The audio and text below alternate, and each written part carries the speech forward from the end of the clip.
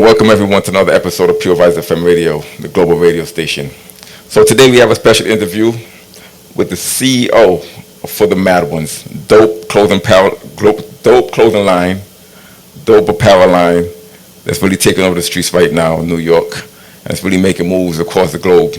So please welcome the CEO of For the Mad Ones clothing line, Fresh. What's going on, bro? What's going on, bro? How you doing today? Man, trying to do what it do. Took you So, 10, took you 10 years to invite me. I know your schedule crazy, so we have to coordinate, make it work, see, make sure I can schedule match up. We know how that go. But nonetheless, you here, so I appreciate it very much for being here, taking the time out to do this interview with us. So, well, usually what we do on the interviews, we just basically chop it up, have a conversation. You know what I mean? The goal is when we do with the interviews with Pure Vibes FM, is for people to get a better understanding of the people that we're speaking to. You know what I mean? So, my goal tonight is for the people that's watching this to get a better understanding and really get a full, understanding of what For the Mad One clothing line or apparel is, and your aim, and basically your target market, and how long you guys been around. Also, what I'd like to know, what was the motivation behind For the Mad Ones clothing line? Because it's a dope brand. You know what I'm saying?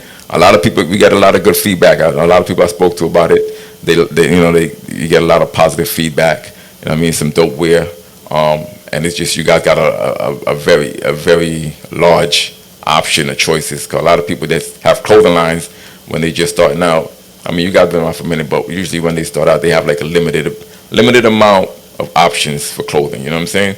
So, from what I heard from a lot of people is, you guys got a lot of options, a lot of dope options. You could find a fit that go, for anywhere you go. You know what I'm saying? For anything that you're doing. So, let's start with how long you guys been around. How long you guys been around, like For the Mad Ones clothing brand? I honestly don't remember the date exactly, so I can say like 2020, 2019 probably, around one of the two. Um, yeah, around 2019, I believe. So officially, because I know you guys were like basically making pieces and like putting them out on the streets, but so officially like 2019, 2020. Yeah, so I was pretty much just testing it and also learning through the process. You know how it goes. You have to figure out the manufacturer process, how to do just the whole process of the fashion business. So I was using it as my college pretty much. So now it's like we're in full force. Okay, so back then around that time, it was like trial and error. I like Yeah, testing it out, what works, what doesn't work, plus style. finding the right materials, like that's the most important thing for me. Just finding the right materials. You got a lot of manufacturers that have simple T-shirts that everybody uses, and my goal was to have some premium wear that actually stands out from the rest of the company. So that was my main goal. So to that Okay, time, I was just figuring it out, buying different products, seeing what people actually like, and just testing out for myself. Like, is that something what I actually wear that, or is that something that I can say that compete for like the biggest brands in the world at the moment? So it's like I know I'm not there yet, but we're getting to that space. Like I can compete with them at a smaller level, but the quality is there. okay. Yeah, that's what it is though. People gonna go for the quality. You know what I'm saying? After like 4 or 5 washes, you know what I'm saying, the shirts is not it's not wearable anymore, and I think that's a lot of downfall with a lot of clothing lines because the quality is in there. They just try to go for that look, but then when you don't got the quality with the look, a lot of people ain't gonna come back. You know what I mean? So that's a good way to start though. You know what I'm saying? That's very smart. That's a good way to start, from my opinion. Even in that process, it's like it's not even washing. Most of the big brands that I've studied, most of the product has to be dry cleaned to Right. maintain its viability. So that's what I've been studying as well. So Okay. all products you have to dry clean as well. Like it's the highest material. Washing it will probably destroy it, especially washing it with cheaper clothing. So you definitely want to dry clean. So most of your products is just has to be dry clean. Yeah, most of the t-shirts are Pima cotton and everything else like the custom wears that's all high end quality. So you definitely want to dry clean it. Okay. So okay, I get you. Okay. So what was the inspiration for the clothing brand? Because a lot of people have a reason behind the name that they choose and the reason why they're doing a clothing brand. So first of first question is, what was your inspiration for the Mad Ones, the name in itself? So the name from himself, it's just a nod to like the geniuses of our culture, Nipsey Hussle, Kanye West, and just people like me coming up. People always look at you like you crazy for trying something outside of the box until it works, and now you're actually a genius. So in the process, like this motherfucker's crazy, he's mad. What is he doing? It's not gonna work out, and that's just where it comes from. So it's like a hidden message in there. Like it? Okay, yeah, I get it. Yeah, no, I get it. Yeah. Okay. Yeah, that's dope. That's dope. So the name came about from just like a hidden message. Yeah, Okay, that's and dope. also like partially an artist I was managing at the time. She made music and she had like some lines in there that I took from it. So it's like, and I just put the mad ones together. One of her first shirts came from one of her songs was "Fuck Being Humble," Yeah. and that was Okay. part of it. Like, people always want to humble you. That idea is asinine in itself because Yeah. people, Like they shoot out your ideas before they even right, hear it. people gravitate towards those with great personalities and cocky, like Cardi B. To some people, she might not be the brightest in the world, while personality stands out. Being humble, you hide that. So I just want to put That's that true message. though. Yeah. No, you're right. And a lot of people talk about that though. Like with dudes on the internet, for instance, they're very laid back. They don't make a lot of jokes. They don't really want to smile too much. They don't want to laugh. And that's why a lot of female artists really take off because when they go on the internet, they're very playful. They're very friendly. They're very welcoming, and their energy is different. And that's why a lot of dudes, men, Instagrams and certain social media pages don't really take off because they're so laid back. They try to be like, "Yo, I'm all tough. I don't gotta," you know what I'm saying? They don't smile, and that's another thing. Like, so you're right with that because your personality was gonna sell and attract your audience to you. You know what I mean? So that's why a lot of dudes typically gonna attract those dudes with me mugging people in the party or in the clubs, and then they don't really get the sales that they want. And that's why I think that's why a lot of artists take off with Cardi B because she's very playful. I mean, she could get serious where she needs to be, but she's a very playful person. Her energy just welcomes you in there. You know what I mean? You just want to get to know her. You know what I mean? Even like Scarlett. When I watch Scarlett on social media, it's the same way. It's like she's just very playful. You know what I mean? So yeah, Miami, Young Miami, all these type of artists, female artists, you see the difference though. But that's true though. I mean, you got to be welcoming. Even as a CEO or businessman, you got to know how to network. A lot of dudes don't know how to network from my standpoint. Like watching certain things and the way certain dudes move, they don't really they don't really have that gift of gab, so to speak. You know what I mean? They're not social butterflies as they should be to get their businesses and get across a certain demographics. See that's tough because we have it. Like most people, we have it. Where we come from, we have it. They just don't know how to utilize it, or they think it's not going to work in other areas, like dealing with other races. It works though. Like they're they look at everything we do anyway, pretty much the culture. So, but people are just scared of that, and I think that's partially that's part of it. But again, insecurities come in, so that's part of Yeah, it. yeah. I guess it's cause of your space that you in, the area that location. I mean, you got that's the thing though. Some people don't know how to switch it up. You know what I mean? Some people don't know how to switch it up. I mean, so I think that's my opinion though. Like when I look at certain people or certain CEOs and certain businessmen, they don't know how to switch it up. Some of them got to the point that they don't have to switch it up to the point. Because if you watch certain things, like say your Jay Z's, you see some of his. If you watch certain interviews with him, is wear or attire is different. You dig what I'm saying? His attire is different. The way he moves and the way he carries himself in a particular environment is different. And then when you see him outside of another environment, like a more chill, relaxed type of environment, probably got on a sweatsuit. You know what I mean? A t-shirt, just very laid back. But if you look at Mark Zuckerberg and them, they just do those got on a t-shirt no matter where you go. You got on one great t-shirt. I mean, he's like, yo, I'm at that point. I don't gotta switch it up. It is what it is with me. You know what I mean? So, but I'm just saying to people that's coming up, you just gotta know how to mix it up. You know what I'm saying? Like I was talking to one of my dudes. I'm like, yo, if I wear a button up or a three-piece suit and a skinny tie and I go to the store, I get a different reaction than if I go outside with a t-shirt, some sweats and some Jordans. You dig what I'm saying? So, and it's crazy that's a thing, but it's really a thing. People just perceive you from what they see you wearing sometimes. So now, if you want to level like say a Kanye, they already know who you are. So no matter what you come with, they already know what you're capable of. But when you selling yourself and your brand, sometimes you gotta know how you move. And I think we spoke about that a while ago. You spoke about how you dress for the occasion and you know how to switch it up. Because, you put on a hat, the sweatshirt, the sweat, the sweatsuit, but at the same time, you're gonna switch it up with the three-piece suit and the tie and the button up. So I think that's very important though when people are trying to build their brand and sell themselves, so to speak. You know what I'm saying? Would you think about that? And you're right. I got that from Alicia. She taught me that when we was younger. You got to switch it up. You got to play to the environment. And that never left me. So that's something I work ever since. Yeah, yeah, that's very important. A lot of people overlook that for some reason, and they just like, yo, this who I am. This what it is. They gotta accept me. And I'm like, yo, we're not saying they're not gonna accept you, but you gotta know how to get yourself in the door, so to speak, to be able to, do what you need to do.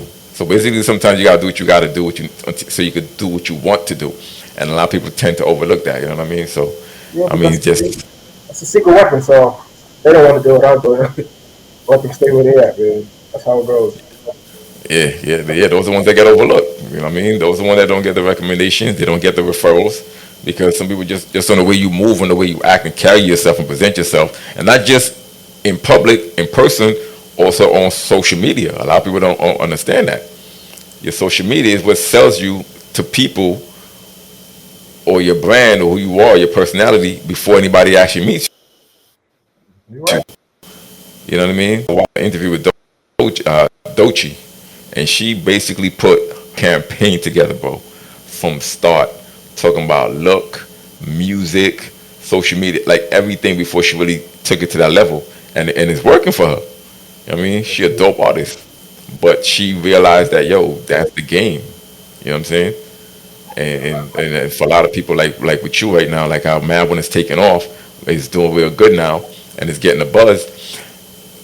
I think well, I've been watching you for a minute, so I've seen. So that's why I actually, when you said 2019, I actually seen a lot of some previews, like you said, was not for the Mad One. Was the first was fuck being humble. I Yeah. saw that So one, it was always for the mad ones, but Fuck Being Humble was one of the shirts. So. right? But that was, I think that was the first one that I saw. But then I'm like, but you actually took time to put it together though.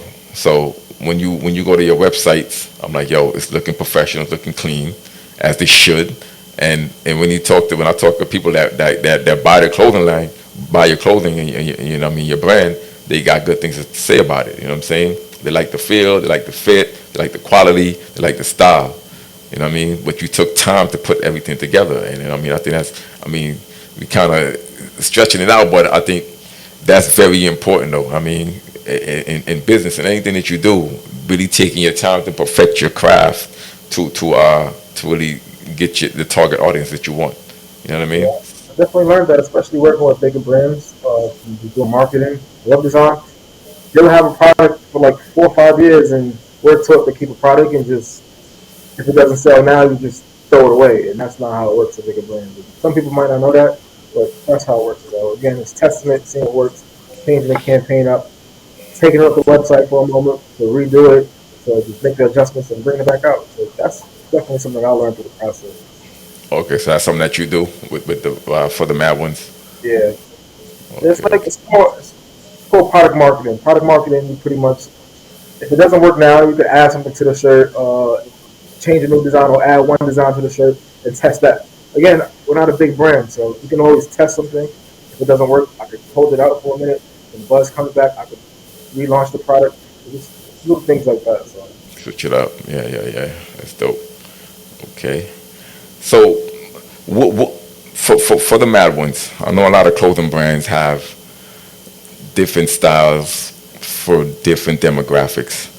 Do does for the mad ones, do you guys have like a particular target audience or demographic that you market to or you're geared towards, or is just like for anyone could basically, what I mean style wise, as far as like style and clothing brand and apparel that you carry, is this something that people can wear like say to the office, to a club, to you know what I mean, to work, that type of stuff, or is just for a particular type of like urban wear to like say, let's say for lack of a better term, street wear? so the essence is streetwear. Again, we come from that. That's what gave me the fashion sense. Seeing the drug dealers, my older brothers, just seeing people outside that actually put fashion on, that brought the culture. Even the rappers, Jim Jones is one of the most influential dressers in the world. ASAP Rockies. We come from that, so that style was already taken over by corporate culture. Like they want, like I said, they want to be like us. They look at everything we do, and it fits in the office there anyway. So the style that I have pretty much fits in any occasion, but the audience is the youth culture. The 18 and 24s, like the 18 and 35s, but people older as well. It fits them. It looks good. It's neat, so they can wear it as well. Okay, okay. So as far as like, you guys like brick and mortar right now, or you just online shipping to customers or clientele, or also is that your goal eventually to do brick and Uh, mortar? Brick and mortar is my goal, but again, like everything else I'm doing, it has to be right. It can't just be in a certain location in Brooklyn. It has to be in the right location, whether in Manhattan, somewhere that the foot traffic is actually there, and other competitors that are like the bigger names. So that's my goal. Definitely Okay, want to so do you guys right now based out of New York, in the New York tri-state area. it. Yes. Okay, and then you just ship So, to other places. so shipping right now. Okay, okay, We are looking to get in some stores, but again, like I said, I'm very selective with the stores I want to be in. It has to make sense. It has to fit what we're doing right now. okay. So the goal is to like connect with certain stores to push your brand in their locations. Right, yeah. Okay, okay, okay. I mean, yeah, that makes sense. I can see that. So, I mean, let me ask you this though, because I was in Miami a few months ago, and then like a lot of the brick and mortars is shut down. I mean, during after the whole COVID situation, pandemic, a lot of businesses shut down, a lot of brick and mortars, and I was there for a minute, so I was walking around my peoples, and I'm like, yo, they have some people have the location. They just have the brick and mortar. It's no apparel. I mean, they have apparel, but it's like packaged. And what I saw them doing was they just have the location, they have it packaged, and it's just for shipping. So nobody can really come in there and shop. You got to like go online. You know what I mean? And I think there was an artist that did that in I think Jacksonville. They have the same thing, but you can go and see on the screens on the kiosk, and you have to like scan it, and you can scan what you want and order right then and there, and they ship it to you. But you can't actually get anything from the location. So is that something that you guys would move for? I mean, the reason why I'm saying this is like signs of the times. You know what I mean? Yeah. Because with the way that Amazon and a lot of these big companies have it right now, they're kind of minimizing the brick and mortar, so to speak, and they're doing a lot of shipping as opposed to brick and mortar walking in and picking up what you want. That's a great So idea, but at the same time, like I said, understanding where you are is most important. You don't want to jump the gun and do something that'll push you back. The goal is to make some profit now to reinvest into the store, have the budget to marketing as well. All those things, they really matter. The overhead, everything really matters when you open on a brick and mortar. So you don't want to just jump the gun and then you're stuck. You can't reinvest in product as much as you want to because you got to pay a huge overhead. All those things I think about. It's like, all right, when the time is right, it's definitely going to come. yeah, yeah, yeah, I can see that. Yeah, that makes sense. Yeah, I was just asking if that's something that you guys. I was just trying to get your opinion on that because I mean, like you said, yeah, it has to make sense. Which any business that you do has to make sense. But a lot of people don't. They don't really look at it that way. It's like, what, I got the money, I'm gonna do this. Plan is already laid out. The way I see the store, I have everything already laid out. Again, it's just knowing that when the time comes, I'm already prepared for it. And I'm not behind, like, oh shit, now we need to open a brick and mortar. The design is already done for the store. The ideas, everything like that. I already have the visuals laid out. When the time comes, definitely it's gonna come. And when it does, it's gonna make noise. So that's the whole goal. It's not to just jump my bridges and to be stuck now. It's like, oh damn, I reinvested in something that I should have. I should have waited. The perfect time is gonna come. Okay. So your concepts, not to give away too much though, but your concepts for the designs. These are things that you come up with and drop yourself, or like you work with designers to get it done. 99% of it comes from myself. Funny thing is, I get inspiration from family members as well. Like Jay Quan helped me with one. Or like even this top I'm wearing now. I had the pants out there already, but I just didn't have a matching top for it. And I was always trying to get him to work with me, but he moves on his own time. He told me an idea for like the loose sleeve. and that's the Yeah. part I came up with. Yeah, don't say I can add that, and I just added the rest of the flair to it. So people Okay. like I get ideas from everybody that I can. Like I'm not stubborn. I take ideas. Yeah, that's dope because a lot of people don't understand that you can learn from a baby. You know what I mean? Well, some people are just one track minded, like yo, they have a way of thinking. So that's good. You thinking outside the box because it's there's what do you call it? Motivation and inspiration all over the place. So you just gotta know how to find it. Some people don't know how to tap into that. You know what I mean? Especially being busy, and some people are outside more than I am sometimes, and they might see something like, "Yo, this new thing is coming out." It's like, "All right, send me all the ideas. I'll put it together. I'll figure it out." That's just how it Yeah. works. But yeah, I'm always looking at new designs, always coming up with things, paying attention to the times. You can't get lost in it. You can't get stuck in the past. But at the same time, you want to keep something that's original. If I was being too trendy, it'll get you lost in the field. So Unique. Okay. Okay. Yeah. Nah, I mean that makes sense. A lot of people don't have a lot of unique with. I mean, even though a lot of the stuff, a lot of inspired from, um, you know, not to say recycle, but a lot of stuff is inspiration because each one teach one. But it's all about making it your own and taking what's work so called working and making it your own and just take it to another level. And a lot of people don't get that. I think what I mean they just stuck in the way like yo I'm trying to create and they go crazy trying to do that, but they don't realize like it's all about taking things to another level. You know what I mean? So like when you said with the quality and the way you put it together, and like I said, I like how y'all doing it because like it's like you typically sell a whole set. It's not just the pants or the shirt. It's like you get, what I mean. You put the set together. You get a nice pair of kicks that go with it, and then you got a hat, and you got a complete fit. You know what I mean? And then you can actually switch it up. You know what I'm saying? So you can actually take the hat with the pants, whatever fresh kicks you got, put on probably like a white tee. You still can make it work. So I like how you guys doing it, bringing it together. that's how we So grew up. Like I said, the culture comes from us. Like that's how you always grew up. You got some fresh white uptowns. You go with that with anything, but at the same time, you might see some foreign sneaks, some powders that go with it. Like damn, I can switch it up. You go with it in any environment. So yeah. So what as far as like clothing brands and let's just say CEOs or companies that came before. What are some of the inspirations that you guys look to? Not to say like you mimic what they have or what they did, but like what are some of your inspiration that you say, you know what? For instance, Carcanile, they had their run. This was like way back, you know what I mean? And then they had their run, and then eventually they kind of closed it out and stopped making Carcanile. Then they kind of came back in a way, kind of reinvented themselves. What are some of the inspirations like clothing brand that you look to? funny you say that. He never left. And research and fashion. Carcanine is a Gemini as well. Carcanine Dapper Dan. Carcanine is in China. Like everything he's doing is pretty much in Japan and China. So he doesn't care about the American brand right. America. He's making money overseas, especially because he had influence back in the days. He just make money overseas. So that's one brand I always pay attention to. But my inspiration comes from like the what's working now. The brands like Prada. I'm looking at that level, right? If I could put it at, I don't want to give away too much, but if I can, at the level that I am now, create a feel that gives you something like Prada, a Mary. A Mary is pretty much new, but Louis Vuitton. I'm looking at that aspect of branding and advertising. That's what I like. The streetwear is cool.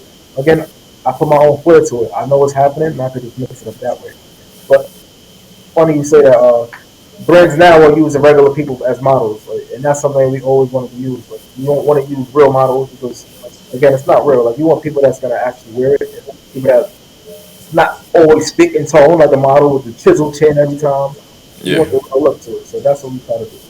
you want to connect with basically connect with your demographics and make it. Yeah, yeah. I mean that makes sense. I can see that. But every Yeah, brand is doing it now. Louis Vuitton, Prada, Burberry, Lacoste. They're all adding regular people to their marketing campaign. But that's, like I said, the culture. yeah, yeah. I can see that because a lot of back in the days it was like the models and the Tyson Beckfords and these type of people on the runway.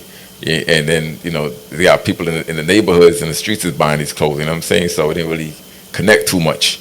I mean, I would like to work with them, but at this point in time, like I said, it doesn't make sense. And it's again, you want to connect with the people. So, Yeah. Well, yeah, that makes sense. You got to connect with the people and your demographics and your audience, target audience.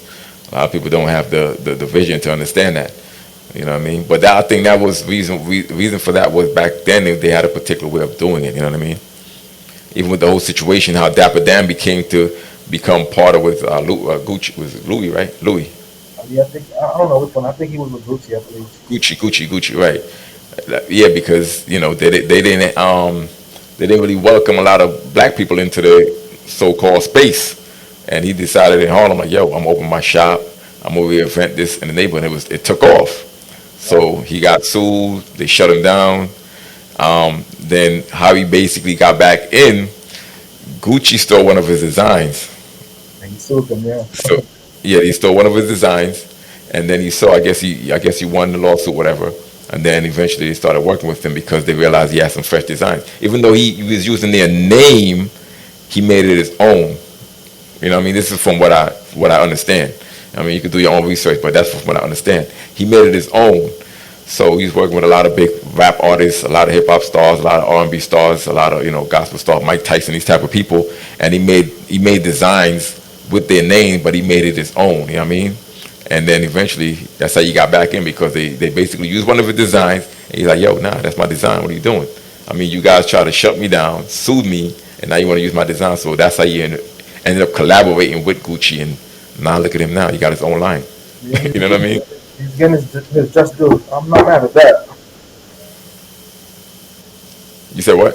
I say he's getting his just due. Like he deserves it. He's been doing it for a while. I remember it though growing up, just seeing like Busta Rhymes in the jackets. Yeah, Busta, a lot of hip hop artists, Rakim, Eric, Rakim, yeah, Big Daddy Kane, you name them. You know what I'm saying? A lot of big hip hop artists was rocking Dapper Dons. So yeah, yeah, he definitely deserves it, man. He been doing it for a minute. He been for a good old minute. So that's good. I mean, I like what's going on. I mean, I don't really do too much of the Louis, Gucci, that type of stuff. I probably got a couple pieces, but I'm not that. You know what I mean? I'm a more, simple type of fit type of person. I mean, I don't do too much of the exotic, crazy stuff. Yeah, I like it. It's time. The idea is timeless pieces, and that's something I want to create. So when you look at the Louis Vuitton bags, the sneakers, the hats, they're all timeless. Right? So that's what I like to look at. That's why I like the Gucci and the Louis Vuitton. Okay. So like I see a lot of clothing lines, clothing brands. They have the apparel, but they also go like jewelry, glasses. Is that something that you guys eventually going to be moving towards? Yeah, that's in the works. Yeah, definitely. Especially sunglasses. I wear shades all the time. So that's definitely in the Okay. works. The jewelry is something I definitely want to add to it. Just find, like I said, finding the right people to help me make it and bring that vision to life. Okay. So let me ask you this: with the whole, not to get too political, but the whole tariff situation is going on right now. So you see with the tariff on China, they kind of upped it a bit. I think it's like 150, 40%, something like that, whatever. Yeah, Um, huh? 125. Okay, so now they upped it a little bit more in China, but now a lot of the companies in China that was making these apparels basically went online and was like, "Yo, listen, you guys are paying 3, 4 thousand for this, and it's costing them like $30 to make it over here." You know what I mean? And then they take it over there, and they put the logo, and they selling the same thing. They selling it to you guys for over $3,000. What's your take on that? And with the whole tariff thing, is this something that affected what you guys are doing as far as like with your apparel and pushing your brand out there? Well, for the tariff part, it doesn't really matter. Again, business is business. You got to do what you got to do at the end of the day. Even if you have to find a manufacturer in another country, whether it's Pakistan or Italy, wherever it may be, that's just part of the game. Like, secondly, it's war right now. Like, most people don't understand what's happening. That's what you call a trade war. What they're doing in Right. China, it's hypocrisy, and it's funny because in China you can't use certain platforms like Facebook or even TikTok, but now they're allowing it. Again, if you're not thinking, then you're just falling for the bait. Second on that, the manufacturers that they're using, that they're claiming that's making the products out there, they can't sell the real products. That's a lawsuit, like, and that stops business. So I understand that most people don't see that or understand that, and I just leave it as what it is. Like, it doesn't really matter. Like, nothing you can control. I can't go over there and tell them change the tariff prices. I'm not gonna try. Doesn't matter. I just find the loopholes. That's it. Okay. No, and I get it. I get it. But I was just wondering if is that something that like is that something that's affecting what you guys are doing though? I mean, again, it won't because I'm just gonna find a way around it. It's not like something I can sit here and harbor about. That's not how I am. Like, it's a waste of time, Yeah. waste of energy. I'm not gonna sit here and get mad. Like, what the hell are they doing? It's pointless. I just gotta find another way. Just gotta adjust your profit margins. Yeah, that's something I always adjust for anyway. It's understanding what comes into it, and that's why most people don't understand Louis Vuitton and bigger brands. It's a lot that goes into the market and the advertising. The big shoots that they're doing, that costs. So that's priced into what they're doing. That's why it costs so much. It's not just the product itself. Like, you wouldn't buy a Chinese brand because they don't connect to us. But that's what bigger brands are doing. They're connecting to us in different ways, and that's why it's able to sell so much. No one buys a Chinese brand now. You can't name one Chinese brand that anyone wears at the same time. So what they're selling is pointless. People just want to fall in love with luxury and they want to buy a cheap brand. It's not going to work. It's gonna fall apart in 3 weeks or something. So But aren't people actually buying Chinese brand because they just don't realize somebody's basically putting their name on it. And I tell that for me that's what I used to tell other people when you buy an apparel or clothing or a name brand, you're paying for a name. Right. You know what I mean? But then you're taking away from the creator of the brand, the person that comes up with the design. They're not creating the designs itself in China. They're giving a design. They're giving the tech packs. They're giving the mock-ups. They're telling them what the design. It's not like I said, it's not a Chinese brand that you can name that they're saying, hey, this is originated there. And this applies to music as well. Like, they copy our style, everything we do. Like, there's a Korean brand artist. Let me not say brand. It's a Korean artist now. Not an artist. It's a group called Blackpink. One of the girls sound just like Rihanna. Like, again, everything they do, it doesn't come naturally. So I understand that part. Most people don't. They just don't look at it like that. They just look at they just reactive to what's happening. That's just it. When you Yeah. understand what's happening, they're not coming up with the Louis Vuitton designs. They're not paid for that. But even if you go deeper in China, if let's say a brand like Louis Vuitton or Gucci, if they do have a manufacturer out there, they probably own it 9 times out of 10. So that's just how it works. That's Yeah. too big of a brand to not vertically integrate that. You have to have control of what's happening there, who's who's manufacturing it, how soon are they manufacturing it, and that's a different ballgame. Again, like I said, most people are just reactive. They can create replicas and sell that, but it's not going to be the same. Yeah. Something is going to be off. Yeah, yeah, yeah. Because I've ordered products from China before, and but I think the only difference with the whole tariff, so to speak, I think a lot of people don't have the clarification of what it is. I think you just basically have to pay extra fee when it gets into the states to get it. That's basically what it is. Yeah, that's for the most part that's what it is. But again, Yeah, it doesn't really affect the end consumer. It does affect the end consumer. Prices are going to raise, but that's going to raise regardless. Like, you can't yeah, again, yeah. control like Inflation, inflation. of course. But that's a whole different topic. But yes, that's a different board. Inflation always been there though. You know what I mean? Because back in the days, a bag of chips was like 25 cents. Now that same bag of chips, the only thing they sell that size no more. You got to buy it in the family size, and if you do buy the one a little bigger than that, it's like $2 right now, bro. So it's always gonna be inflation. I mean, people just got to get their money up and just realize, you know, projection. You know what I mean? Look to the future, like, okay, this is what's working now. Where is the world going to? And a lot of people don't do that. You know what I mean? And like I know a lot of people that got into web designing many years ago. I'm talking about before, when Google really took off. You know what I mean? When Internet Explorer really took off. This I'm talking about. I mean, I'm kind of giving my age away, but since then, but they was like, yo, listen, this is where the world is going to, and now you see it. You know what I'm saying? You actually see it. I mean, I remember there's a company named Quickstar. A lot of people might not remember, but there's this company named Quickstar. They did the same thing that Amazon is doing right now. You could order back then. This is like 97, 98. Back then on that website, you could order cars, you could order houses, groceries. It took a little while longer because they didn't have the shipping in place, but it was the same thing. You could actually purchase a house through that. You know what I mean? But the way they had it set up was like a pyramid scheme, so to speak. So if you bring people in, the more people you bring in, the more money you get. And I remember it was funded by a lot of billionaires. So when everybody's like, when Amazon came about, I'm like, yo, bro, that's basically Quickstar. And a lot of people that I knew that was with Quick Start, because I was with it, I was with Quick Start myself. I'm like, yo, Right. bro, you don't remember? Remember Quick Start? I remember it, but I thought it was like a pyramid scheme. Like that's what I recall from it. But if you really look at it, it's basically Amazon. You bring people in and you get percentage. But if you sell certain things through your store, which is like your own Amazon online store, so to speak. Back then was Quick Start. But what you're talking about is like the affiliate marketing, pretty much. Affiliate, yeah, yeah. So you had your own, you set up your own account, and if people purchase through you, you get that percentage, minus what they pay for what it is. You get your percentage. But it was basically Amazon, Walmart online. I mean, Amazon is selling many houses right now, bro. It's like it's crazy. They got houses.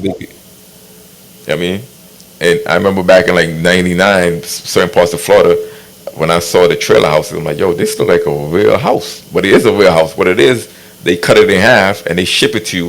If say you buy your piece of land, you ship it, right? They don't ship it. They drive it over on the big trucks, the two 18-wheelers, half and half, two pieces, and they put it on your plot of land, and then somebody just comes connect the electricity and and the water. You got your house. But back then, through Quick Start, you could actually purchase a house on it. It was crazy. But with that said, though, of course, it's inflation. So I get this thing with situation of tariffs. Eventually, it's like inevitable. Prices is always going to go up for some reason. Nothing's going to stay the same. So as far as like with the whole situation with tariff and the prices raising and demographics, how does your company plan to like navigate through that whole situation? Well, yeah, and they're just finding a manufacturer that can actually help us. It's not, and most of the products that we have now are made in America, so that's not an issue.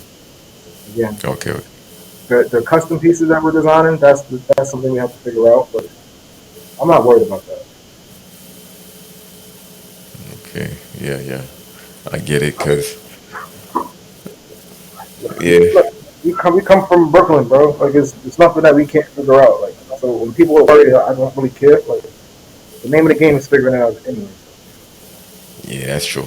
Yeah, I had to ask though because a lot of people they're kind of like, oh, your profit margin is going to change. They're not going to make as much, and people simply saying like, you got to raise your prices. That's just what it is. That's just business. With any business, you got to raise the prices to And make that your makes money. sense. That's how it works. Like, and that's how I always thought. Like, it never mattered to me. Again, you want to make a profit.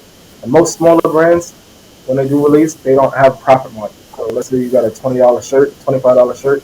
It's hard to make a profit on that. You have to sell thousands of shirts to actually see a margin on that, and that's the hardest part. It doesn't really Right. I work. think yeah, and I think that's why a lot of people complain about the tariffs though, because I remember a lot of companies during say Black Friday,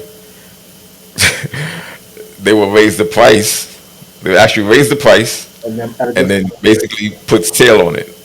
You know what I mean? So they still getting the actual payment for what they actually want off of it. They're making the actual profit. So they will raise the price and put a sale on it and just drop it down to the actual price that they actually listed as in the first place. A lot of people don't even know that. You know what I mean? And they just buying it out like crazy. So it's how you do your business, man. I'm not, you know what I mean? So I don't know. I'm not knocking that, but that's not something I do anyway. I'm not really a fan of sales anyway. Again, it's just working with different brands that I've in the past, having a marketing background. Just the ideas behind sales and the customers you attract. Again, it's a long game, but that's not something I really do. Okay. So your pieces, typically, I know you said you have a particular demographic that you're gearing towards, right? But the price wise, because for some reason, some people feel like, okay, if a particular jacket or a shirt or it's not like about $400 or $500 for a T-shirt or $1,000, it's not worth it.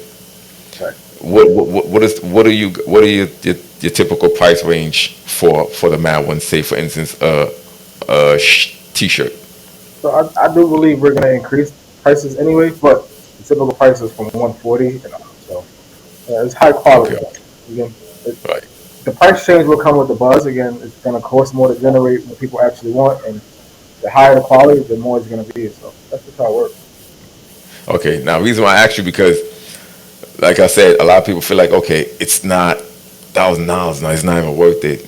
And that's the thing though. And I like how you guys put it together on the website and you put the information in so people can actually see clearly like yo, it's worth what it is. You know what I mean?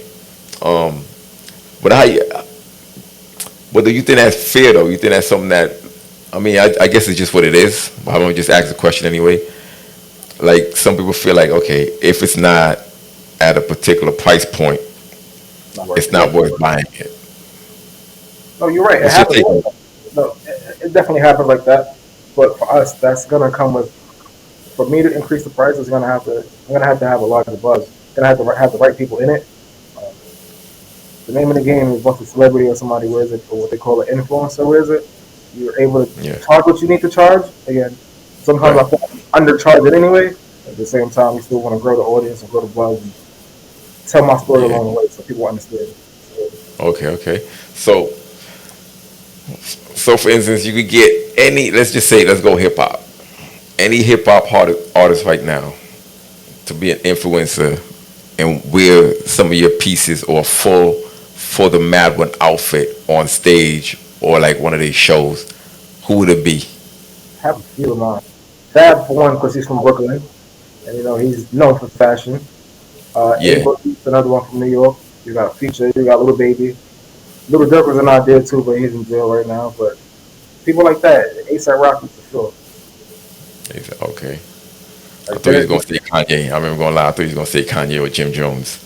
I would like Jim Jones in it, but you gotta understand Jim Jones is where he is right now. He's elder. Of course, Jim Jones he'll always be one of my favorites. I would love to get him one. I actually tried as well, but Fab is again. That's from Brooklyn. You gotta have Fab in it. Yeah, yeah. True, true, true. And yeah, Yeah, I got roots in Harlem. I love Jim Jones, but again, Fab is my number one. A Boogie, ASAP Rocky. They're part of the youth culture, and ASAP Rocky is in fashion, so that's like a nod to just what I'm doing. yeah. That's dope. Yeah. That's dope. Yeah, that's good because 'cause like I said, our goal is for people to get an understanding for the mad ones. 'Cause like I said, it's a dope clothing line.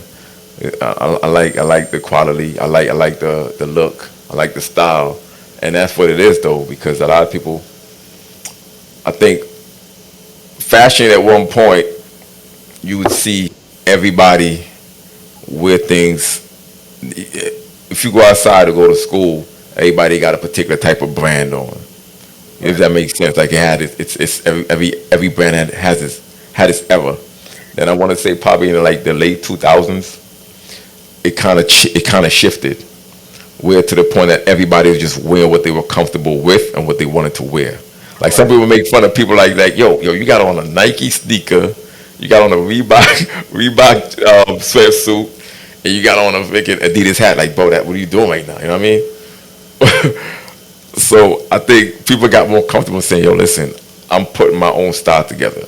I think people came into their own style as opposed to just. Cause you remember back in the days, I don't want to say, maybe not that old, but like couple years back, people used to just if they don't see it on a rapper in a video, they're not really wearing it.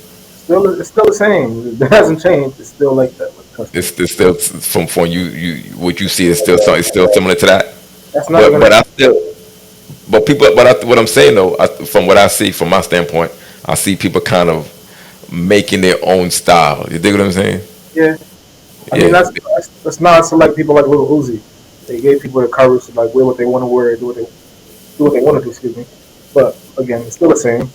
It would take somebody Little Uzi to dress weird for somebody to feel comfortable, or let me not say weird, but put his own style together for somebody to say, "Oh, I like that too. I could do that." And that's how they do yeah, it. yeah. Well, yeah, a lot of people do imitate his style. I mean, that's like more gothic style. You know what I'm saying? They got a lot of people with that level what you call gothic style. Yeah, I mean, yeah, everybody got their style, man. They But work. I, But again, it's still a small percentage of people. Remember, we live in a world where you don't have to just sell to people in your local area. You can sell anywhere in the world, and there's billions of people in this world, so you're gonna have a target audience. yeah, yeah, yeah, yeah. I get that. You know what I mean? Because It's just what it is with the fashion, though. So, what's your take on fashion and the evolution of fashion? Let's just say from the era of bell bottoms, because you realize it's kind of coming back though. Yeah, I remember that. Bell bottoms, like, what's that, the '60s? We talking about the '60s, right?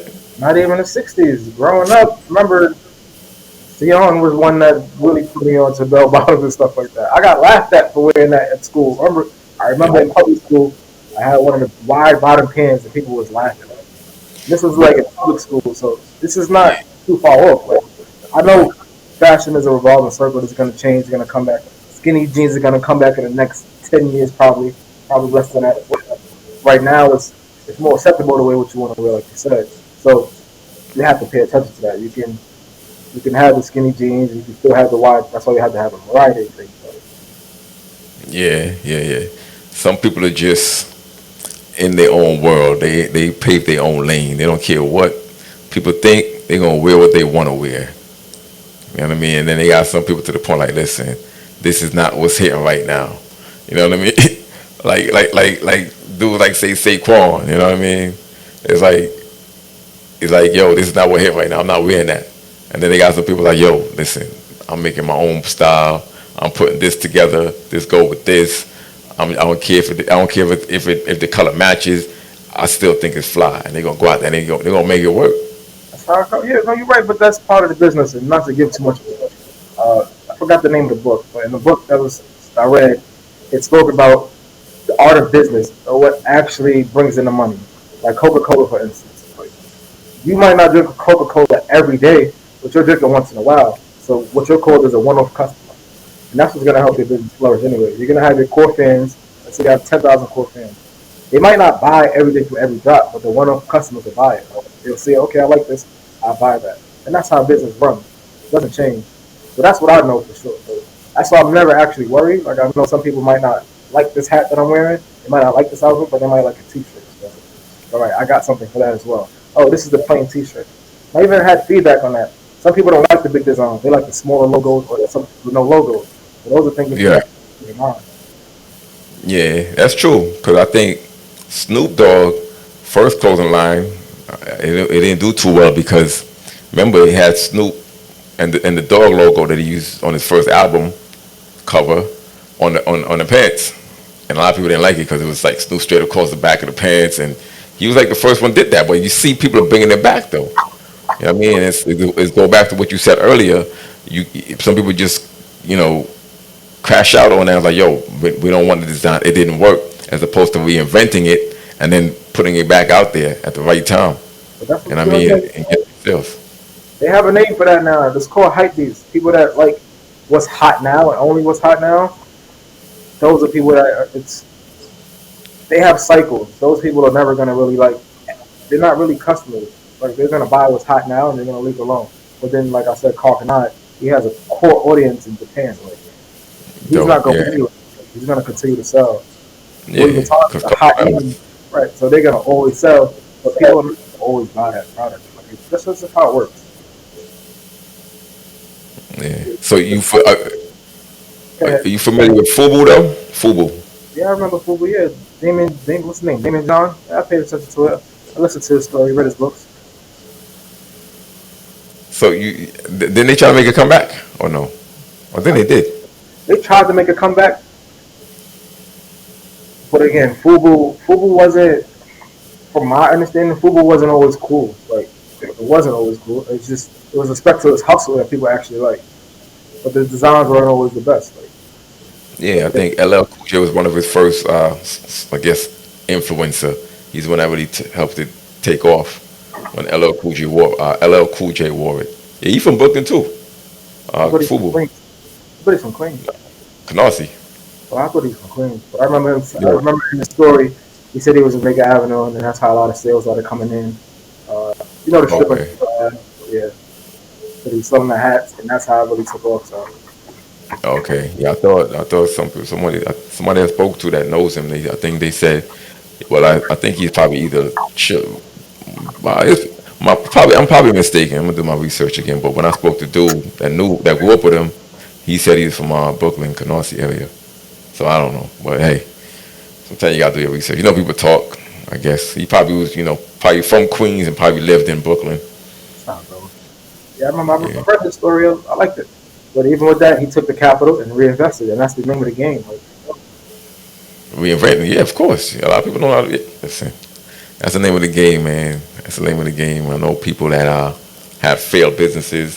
Some we have successful businesses. I know one guy. He went from a restaurant. He's like, yo, it wasn't doing too good. He started going to the printing business, and it took off. So he just shut down his restaurant and went straight to printing. You know what I mean? And I know some people that went from printing to other businesses. So I think it all depends on the person and what they're trying to do, what they want to do, and where they want to be at. What they comfortable with, so to speak. You know what I mean? there's an app called Slack that's used in corporate a lot. Like Hmm. it's a communication app. That app wasn't originally a communication app. It was a what was it? It was a game app, and that didn't work. And they just kept the name and turned it over to a communication app. And that's it's pivoted. But fashion is hard. I'm not say it's hard. Uh, you're in fashion, so it's hard to say. You know what? I'm going to change the name and take it to something else. You have to go with the flow with this. Yeah. I mean, yeah, a lot of clothing brands came and went. You know, State Property, Sean John. I mean, is Rockaway still going good? I know Fab has Rockaway Black, right? I'm not even sure. I know the stories behind it. They sold, but again, once the name is attached to it, it's hard to like really do something with that. Rockaway was Jay Z. Like once he sold that, people knew it wasn't no longer Jay Z, so they didn't really want to wear that. Okay, cause I think up to a couple of years ago there was Rockaway Black, which was Fab. He was pushing that part. I'm not sure if he collaborated, if he was part owner, or if that was his brand through them. But I think he was attached to Rockaway Black. I mean, I'm gonna triple check on my research, but I'm getting it from somebody that was really into fashion, that's still into fashion, and so they broke it down to me. How this is how I look at it, right? Jay Z, right? When I look at music and a culture, Jay Z was never really like the hottest artist ever at one point in time, but he was the most consistent, and he always gave out quality music. It's like if I can do that, give out quality, I don't need to be the biggest brand or the hottest brand. 'Cause that comes with people saying, you know what, you fell off, we don't want to wear it no more. That always happens. So, like, all right, I Yeah, just want to stay afloat and keep going, have but fun. that's yeah, but you going in that direction right now because it's all about business, bro. And I tell a lot of people, you could make money from anything. And one of my with this older guy that I knew years ago told me this. He's like, listen, you can make money from anything. You know what I mean? A lot of people don't know. I used to do scrap metal, bro. Scrap metal work, and that's something that can make money. But the thing is, a lot of people don't want to work. And I be telling people like, listen, this is from my take from things that I went through business wise, and things that I learned personally, and things that I've seen people go through in business.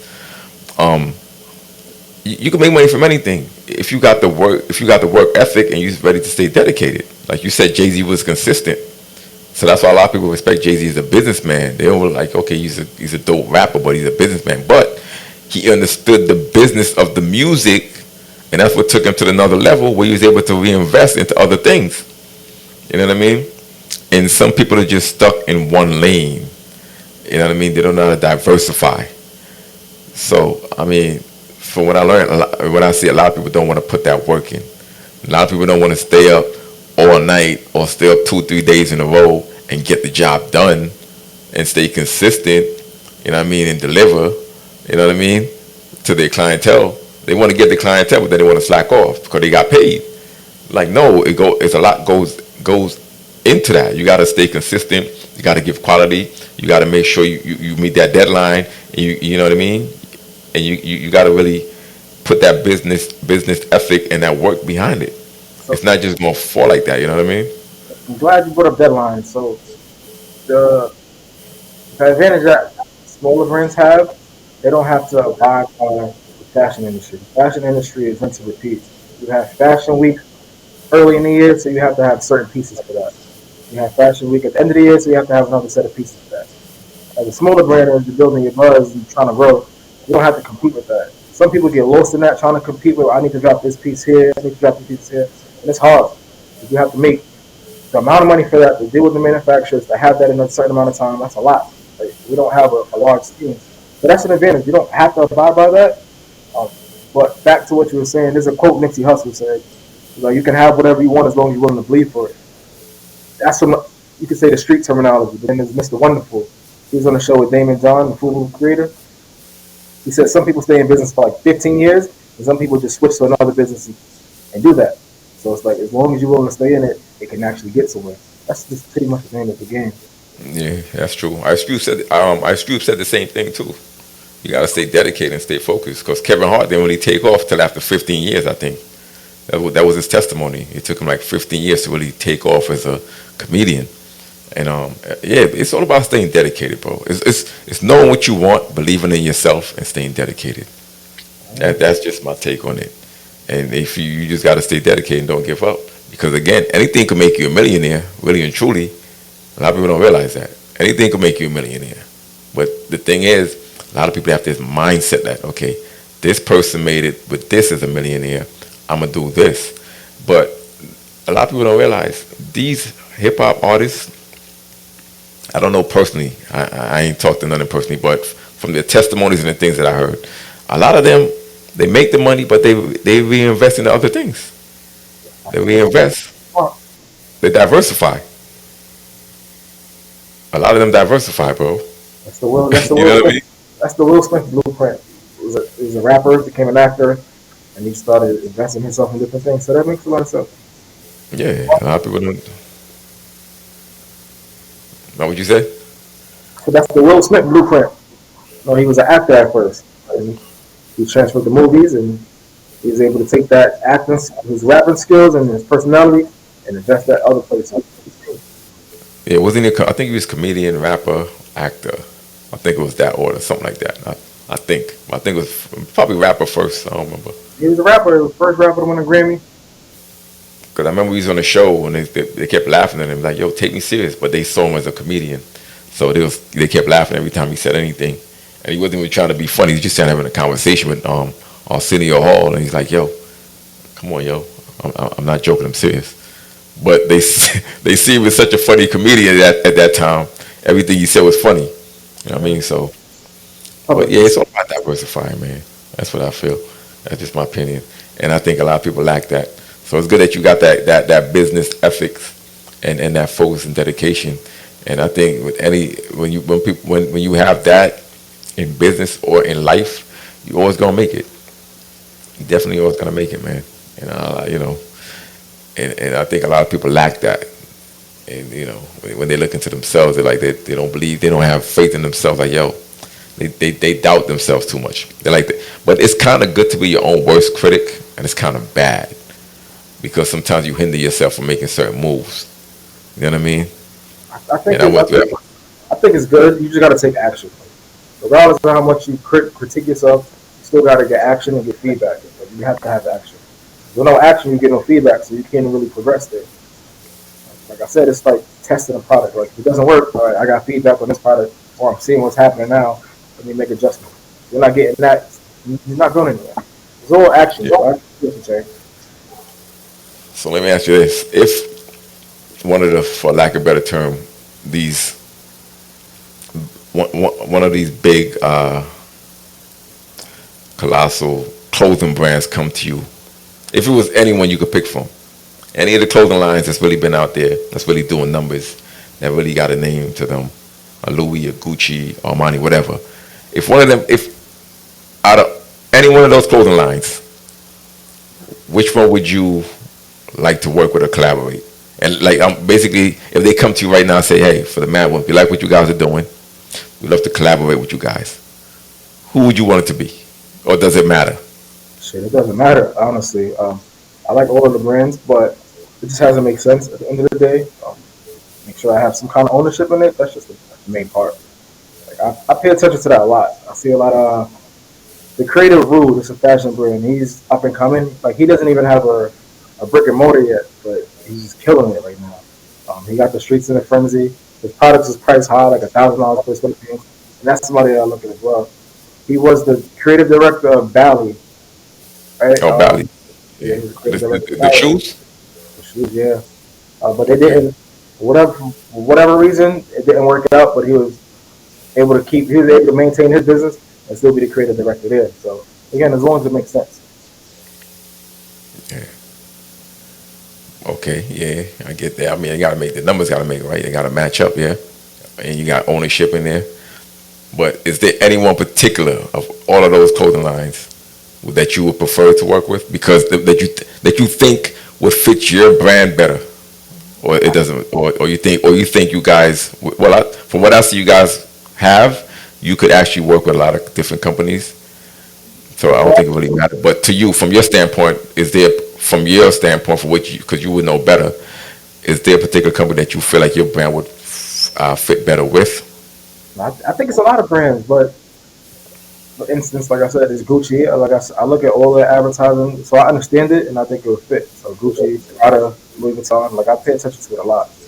Right? And it's like, how do I, at my level that I'm at, how do I make that make sense for me? Like, how can I replicate what's working and make it work for myself, right? But in a youthful way, right? Those brands are 200 plus years old. There's no competing with that. It's just, all right, how can I get to that level or take steps to get to that point? And collaborating with those brands will definitely help. Okay, yeah, that's dope. So, what are some of the well, I know you said you work with, like, for lack of a better term, people that you know. I don't want to say regular people, but but you say you don't really gear or have models that are actual like in the business of model your clothing line. You just have people that you know, like family, friends, and associates, because Yeah. you think you connect more with demographics.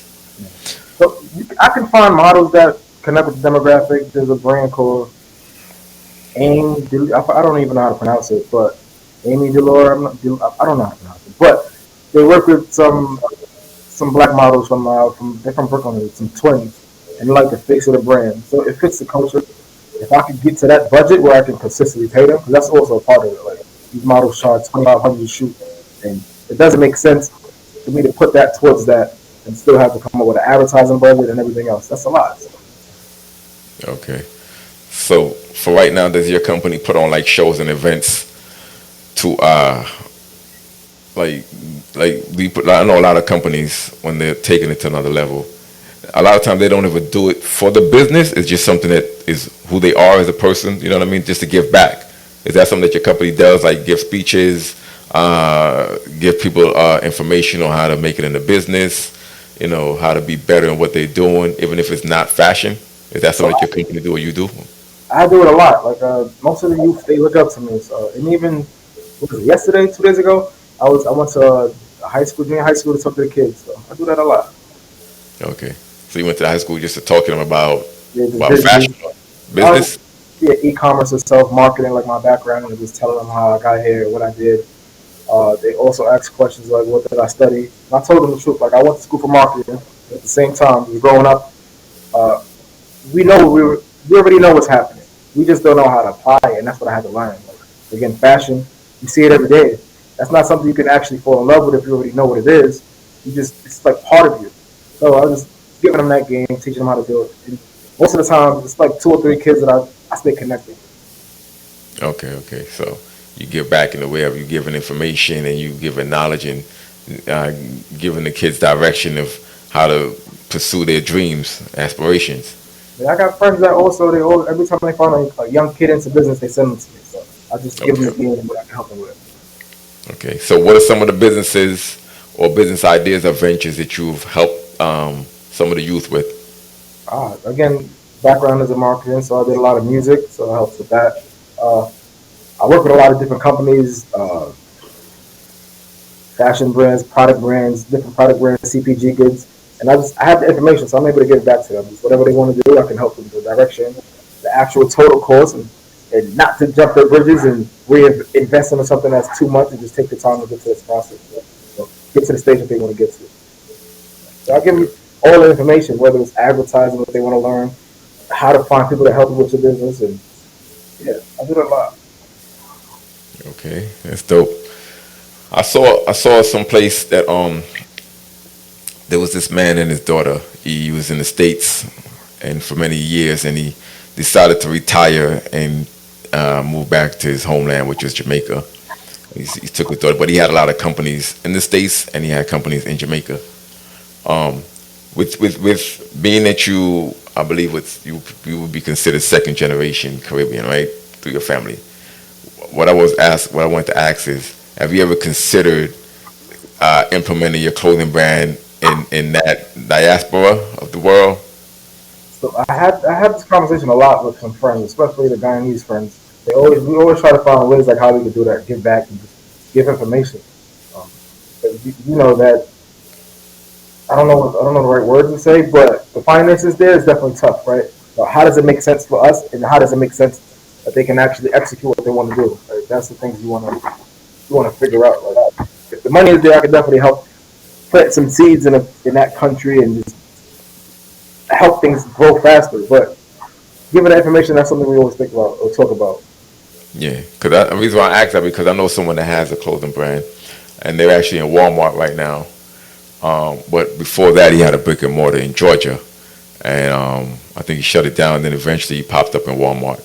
But he also has his family's Guyanese. He's Guyanese himself, and he actually, I think he has a brick and mortar in Guyana, and his clothing line is doing real well over there.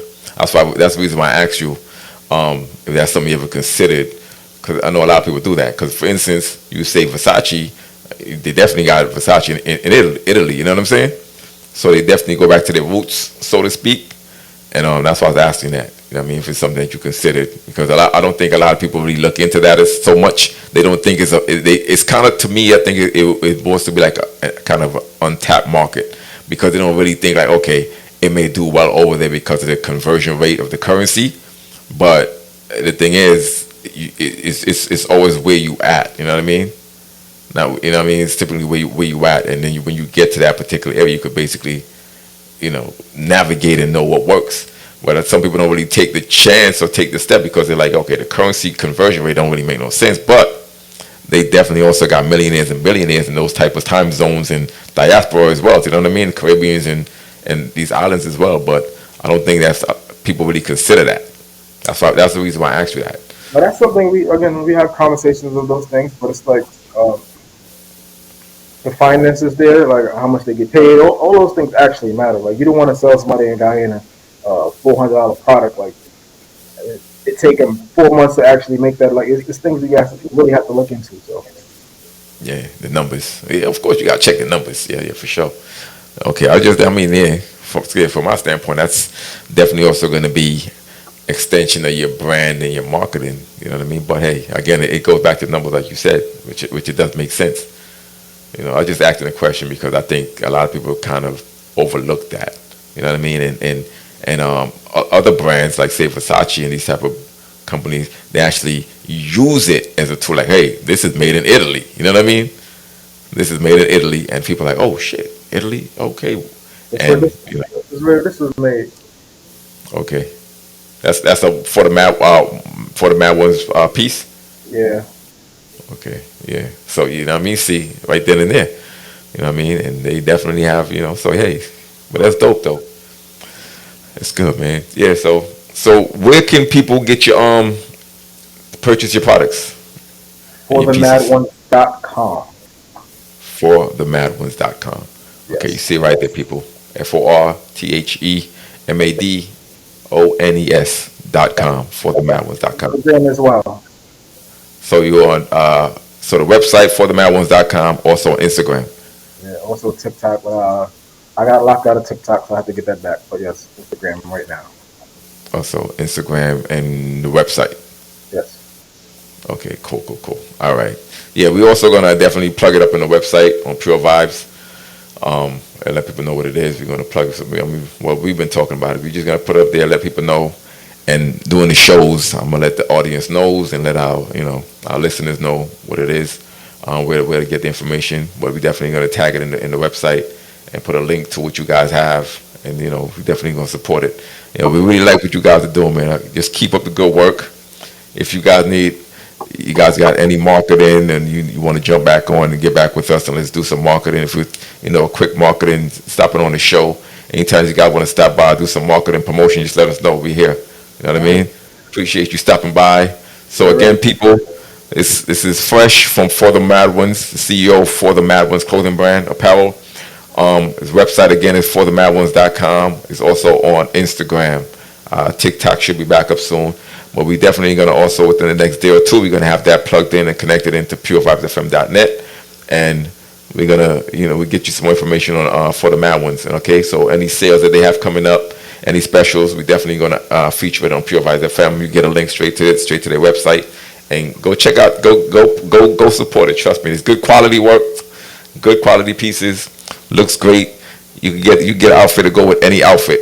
I mean, you get an outfit to go with for any event. Trust me, they know what they're doing. They got good quality work. They got it's a dope clothing line, people. I'm not just saying that because I've seen their growth over the years, and they really know what they're doing. They really put it together well.